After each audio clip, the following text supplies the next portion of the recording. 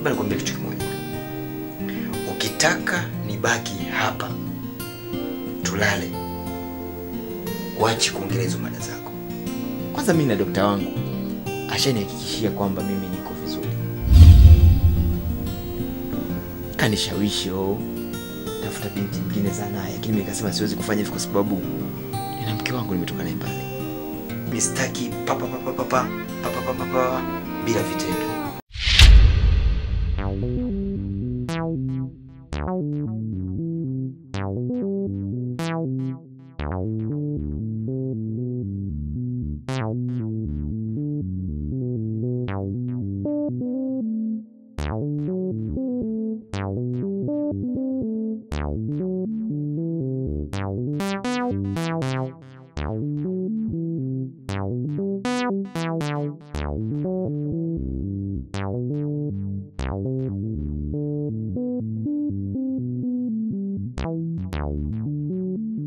Una tatizo kapime.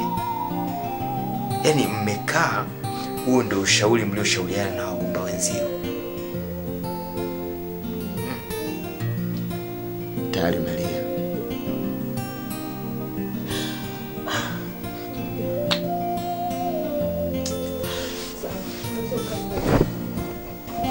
Yaani nikwambie kitu. Kama kuna mtu ana machozi ya uchungu, mimi hapa. Maki niko na pesa, niko na mali, sina mtoto. Wewe umekuja golikipa gani asiyedaka?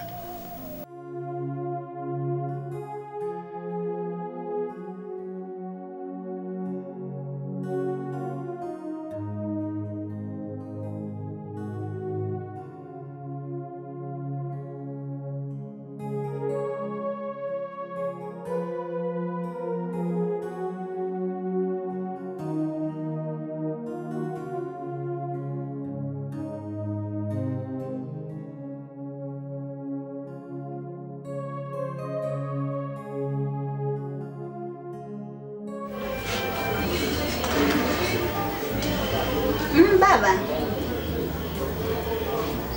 Tayari.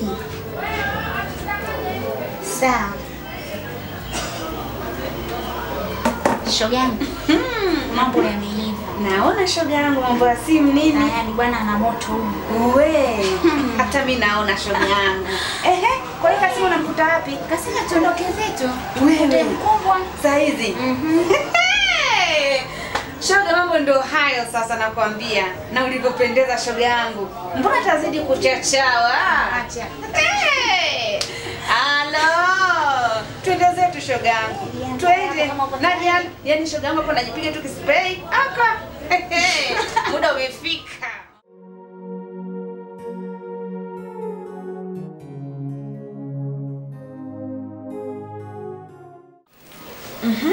Shoga yangu umejipangaje sasa?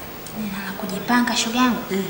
Ndio vile vile inabidi nifuate maelekezo yako. Umeona Nakwambia shoga wewe mwambie.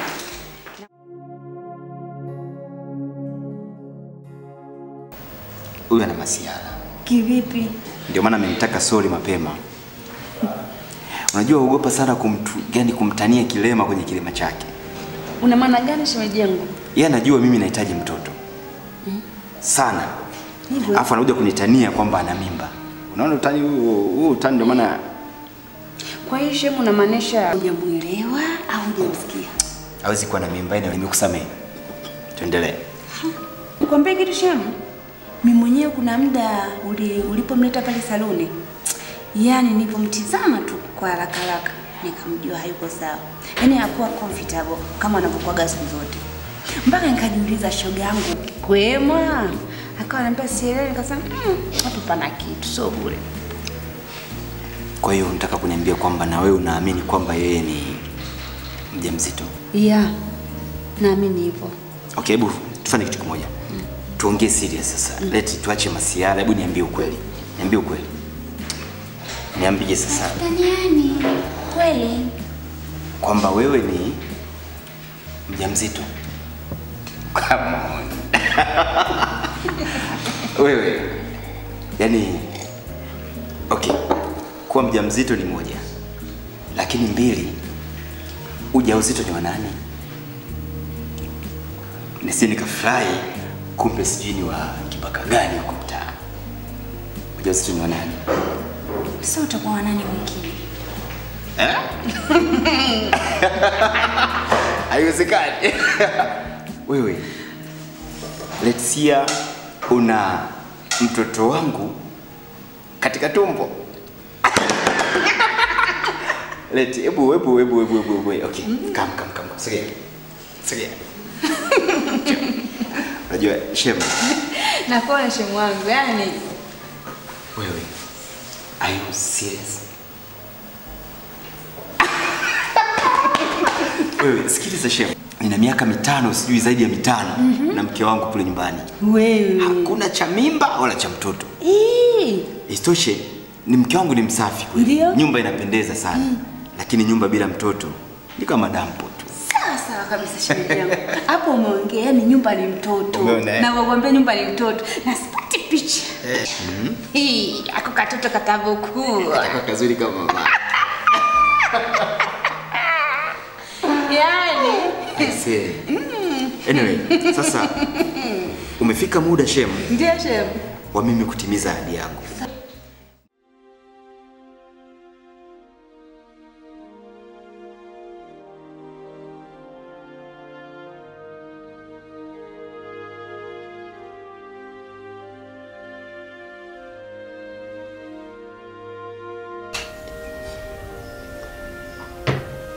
Kiwa.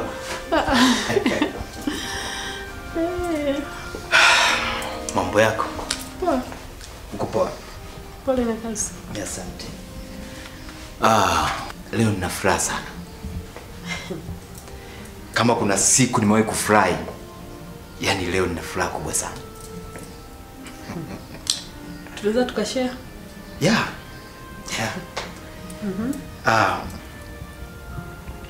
Ndani tumekuwa tukigombana mara nyingi kuhusu swala la mtoto. Kila siku mara mtoto hivi. Imekuwaje, itakuwaje? Lakini nikwambie kitu. Hutanisikia tena. Hutanisikia. Unajua kwa nini nasema hivi? Ni kwa sababu nimegundua kwamba mtoto ni mipango ya Mungu. Mungu akitaka kutupa mtoto ndani atatupa mtoto, hata wakiwa watafika 100. Lakini asipopanga hatuwezi tukapata. So relax. Sawa? Relax. Lakini naongea hivi pia kwa sababu nimegundua kwamba Mungu anajibu kwa awamu. Kwa upande wangu Mungu ameshanijibu. Yaani hapa ninapoongea na wewe, mimi ni baba kijacho. Ni baba kijacho na ni baba mtarajiwa. Katika pita kutafuta mtoto, milimani, mabondeni, mashariki, magharibi, nikakutana na binti mmoja. Kwa naye mara 2 tu, mara pa. Nina mimba. Wewe una mimba kweli? Nina mimba. Tukapime. Tukapime. Nikajua yuko serious. I say ana mimba yule mwanamke na ni mjamzito kabisa. Kwa hiyo mimi ni baba kijacho na nimeona nikutaarifu mke wangu kwa sababu yule binti kwao hawezi akaishi akiwa mjamzito. Kwa lazima atakuja kuishi hapa. Na kwa sababu wewe ndio mother house mwenyewe, utachagua aishi sebule hii au sebule ya kule chini. Utachagua wewe. Yaani mimi naongea, wewe unalia. Una wivu wewe? Kwa ulikuwa unafurahia ambavyo tunakuwa wagumba wote ndani. Tunapishana wagumba tu ndani, si ndio? Ulikuwa unafurahia. Mimi nikajua utasema afadhali mume wangu amepata furaha yake. Wewe unalia. Sikia. Natoka.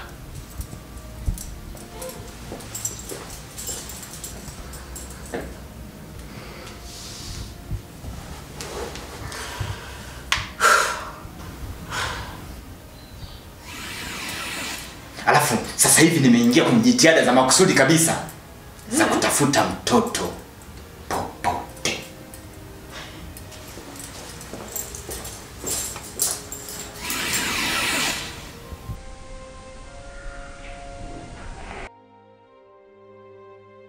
Hai. Kwa kutoka kwa jikoni unaandaa chakula chako hapa. Njoo. Sitting.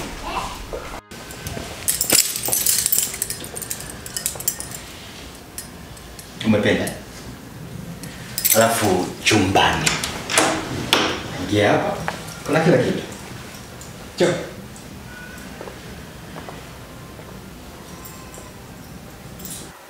Ya, ndio sawa.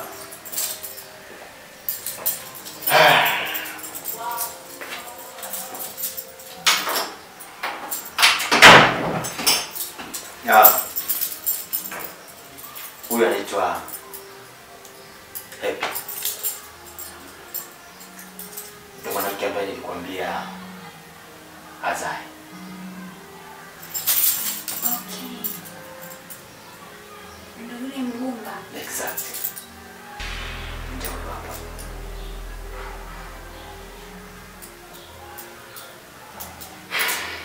Happy. Huyu ndio yule binti ambaye nilikwambia. Anaitwa Leticia, ambaye amebeba furaha yangu katika tumbo. Baby.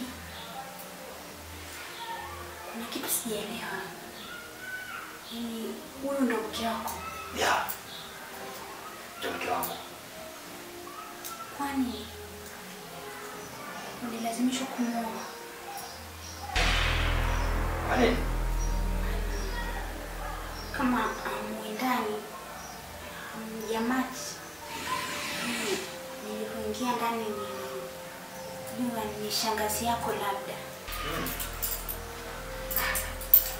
Mke wangu na tuachane naye. Happy. Kama nilivyokuambia kwamba atakuja kuishi mwenzio hapa, na kwa sababu wewe ndio unaweza kumchagulia nilikwambia kule au, lakini sasa nina pata wazo. Nikaa nimefikiria sana kwamba unafahamu mtu akiwa mjamzito anatakiwa uangalizi wa karibu sana. Na sikuona sababu ya kusema nitafute binti wa kazi wakati upo wewe hapa ndani na hauzai, huna majukumu yoyote. Unaweza ukatake care kuhusu na nitakulipa. Sio kama mfanya kazi msachi, lakini kwa sababu unafanya kazi ndio tayari kwa hivyo. Nitakulipa pesa nyingi tu, lakini nataka awe salama. Awe salama muda wote. Lakini kama ukiona haifai, basi unaweza kutupisha. Ila sija kufukuza. Au kusema Happy. Kutoka kuwa mke wako hata kuja kuwa house girl ndani ya nyumba yangu mwenyewe, kwa mume wangu mwenyewe, siwezi. Binti, so kama mimi siwezi kufanya kitu chochote wewe, I can do anything, kwa sababu sikuogopi. Ken, mimi naondoka. Sasa hivi. Wewe sikia. Mimi sijasema uondoke sasa hivi. Umesikia? Sijasema uondoke sasa hivi. Na sija kufukuza. Hebu lala. Hata kama unaondoka asubuhi, utaondoka asubuhi. Ken. Mwache alale. Asubuhi ataondoka. Okay, basi mimi niondoke yeye abaki. Uende wapi tena? Sikiliza. Utaenda wapi na mimba yangu mamangu? Mimi nimesema hivi, anachotakiwa Happy. Happy. Wewe.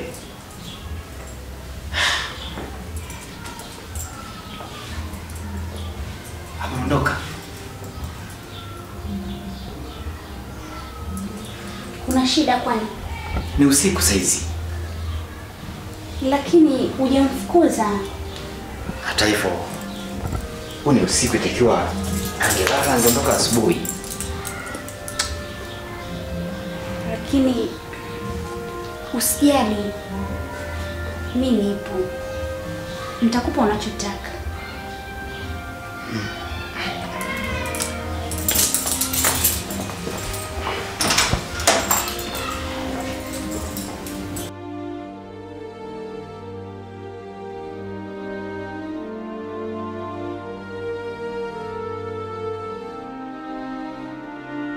Dada, mimi nimesema huwezi kulala hapa nyumbani.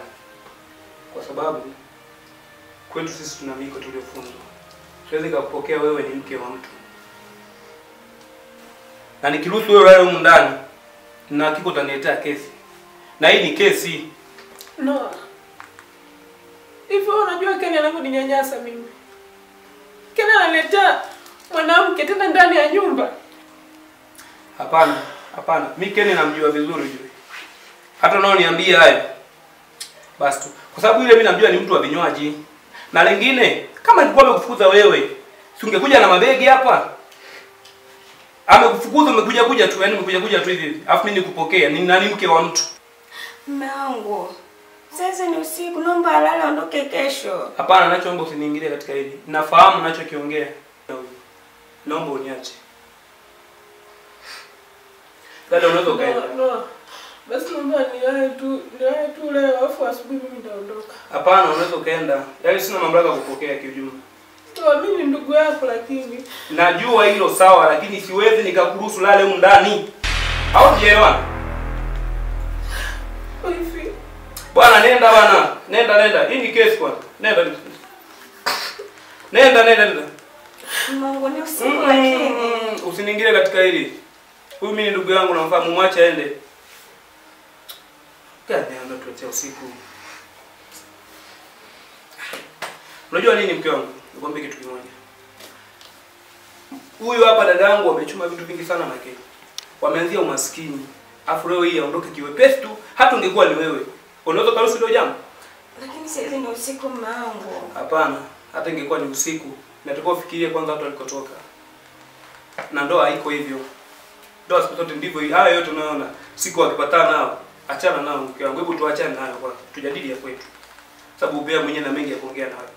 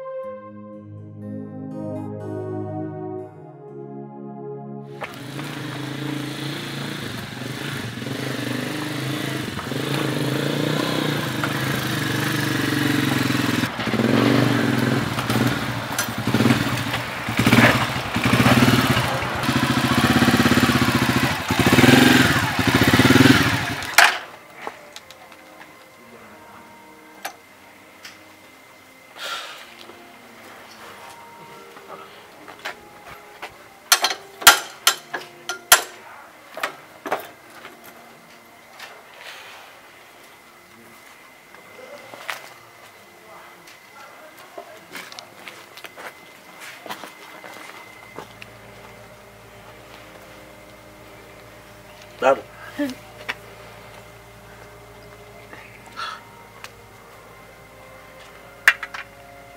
Vipi?